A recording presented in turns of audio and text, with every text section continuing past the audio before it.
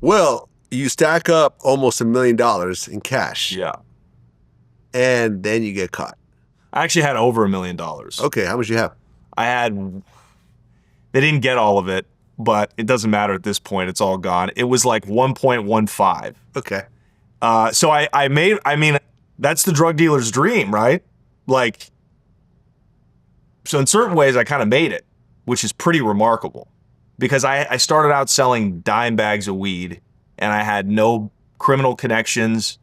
I had nobody with guns and I'd been through it all. I'd been robbed at gunpoint. I'd been arrested. I'd been Okay. all this kind of crazy shit. Robbed at gunpoint for what? Oh yeah, back in the day for weed. Okay. For weed, I was in college. Is one of these kids, one of these stick-up kids, found out where we were holding work and ran in with ski masks and like little bitch-ass 22s and waving them around. And we were like, okay, dude, just because we didn't have the real mother load at the house. We just had like a couple ounces of weed, right? But it's still wild. Like, and we're always around civilians. We're not around, me and my co-D, my best friend, we're not around like gangsters. We're around like normal people and they're taking the brunt of what's happening. They're getting guns put in their face. They're getting, you know, handcuffed when the stash house gets raided and shit like that.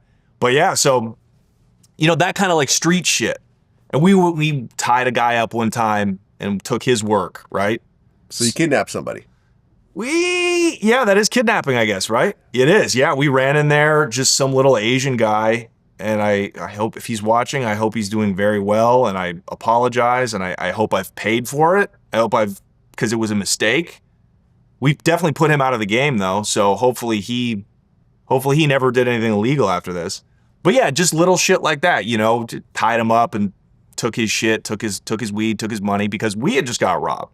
So that's kind of the way it worked. We were sloshing around in the muck of the game for a long time. So the fact that I'm now discussing buying a piece of real estate with drug money in Colombia with like professional money launderers, it's kind of surreal. Like I felt like I had hit the jackpot, truly. The fact that I had made this connection, these guys buying these, you know, as much weed as I could supply them, honestly, it made me believe I could do anything. Well, but the police ended that whole police. Yes. So what goes you up actually must come down. Right. So you actually got caught not with drugs, but with money. That's right.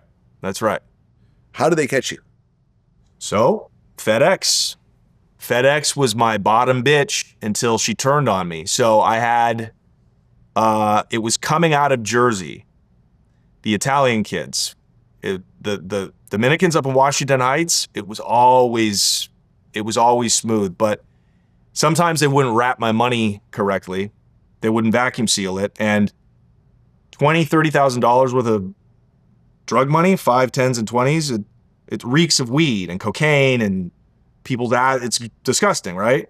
That's what a dog will smell that. And so they evidently didn't wrap the money the right way. And it was in a FedEx package. It was going through like a sorting facility in, I think it's in like Memphis, Tennessee, where they sort all the packages. And a drug sniffing dog just hit on it, which is what the game is. It's a lottery. That's going to happen eventually if you're selling drugs through the mail. So they tracked it all the way to Portland. Well, they put a tracking device on it, right? Yeah. Okay, so they tracked it to your house, and then the feds came and they busted you. It wasn't the feds at first. It was just the feds informed just the local pigs, right? Just the local Portland Vice Squad. They tracked it to my house. I was getting ready to leave to go to the airport to go meet. I was flying down to San Diego to meet this Colombian shorty, and yeah, they knocked on the door, and I was like, "Oh, this is it," and I let them in, and I think at the house, probably I had close to $500,000 just at the house, which is a mistake. I never kept any work there, but I always had to have the money on me before I moved it. It was a mistake, but it's how I operated, right? I can trust people with the merchandise, but I can't trust anybody with the money. So immediately they called up the DEA. They were like, whoa. And I knew they didn't really know anything, because if the cops are asking you who you are, what you're doing, that means they need information. It means they don't know anything. So they were like, what the fuck have we stumbled into? So yes, now I have DEA, and I tried to bribe the cops too. This is such a cowboy story. This is such a fucking cowboy story, dude. Okay, you try to bribe the cops. How? There's only 3 of them there. I'm like, guys, this is $500,000. I will take you to another 300,000. Okay, your supervisor's not even here. Right. This never happened. This is before body cams. This is before body cams. Right. Yeah. So you could actually have a private conversation with the police officer. And they're plainclothes. So it's like, guys, the neighbors don't even know that. Like, I think they had turned their lights off because I was so cool. Like, I didn't make them kick the door in. I was like, just come in. And I was so mellow that I was like, guys, look, you don't even have, just give me a day's head start. Take the cash. I will make a run for it. That's all I was offering. I wasn't even like saying, hey, I'll bring you, 100,000 every week or something like that. Well, I mean, in retrospect, when they showed up at your door, you didn't have to let them in, right? No, they were going to go get a warrant. They had I had taken them on a high speed. I had taken them on a high speed because I collected the packages of money I never got them delivered straight to my door. I wasn't that stupid. I would get them sent to different addresses and different post office boxes. So that's where they traced it to. So I picked it up. This is hours before. I see a Suburban getting behind me and I see the lights go on. I was driving a Dodge Charger, which is back then that was like the hot drug dealer car, right? And you fucking go, I mean, you could really dust some fools with that.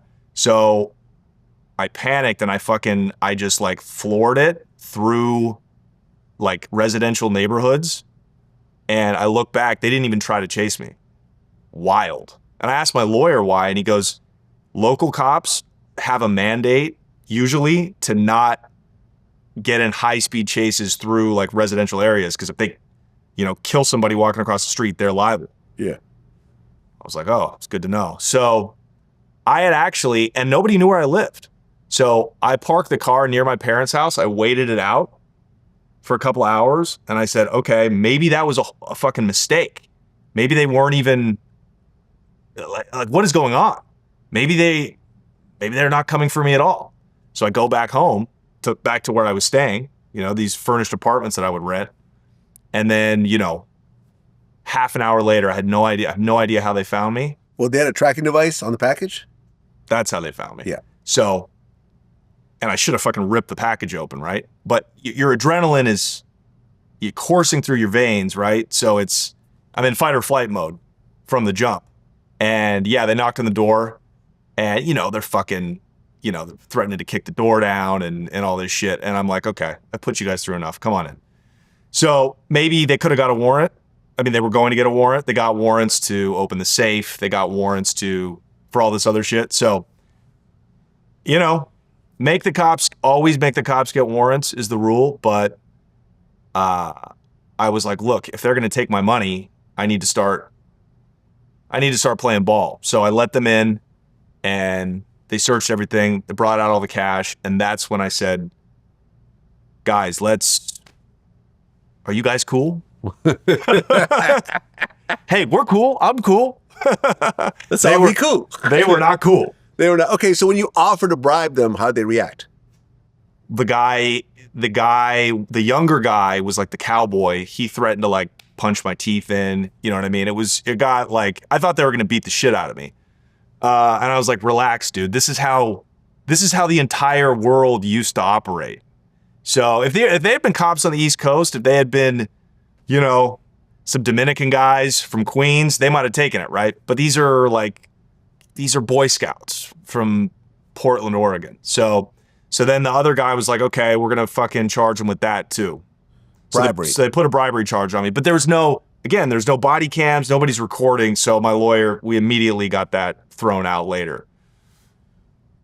Okay. Because it's just hearsay. I'm like, Yeah, hey, but what there's would happen? three. Wait, it doesn't quite work that way because there's 3 police officers who are all corroborating the same story, and police officers are considered expert testimony. It's not like a random person on the street. Right.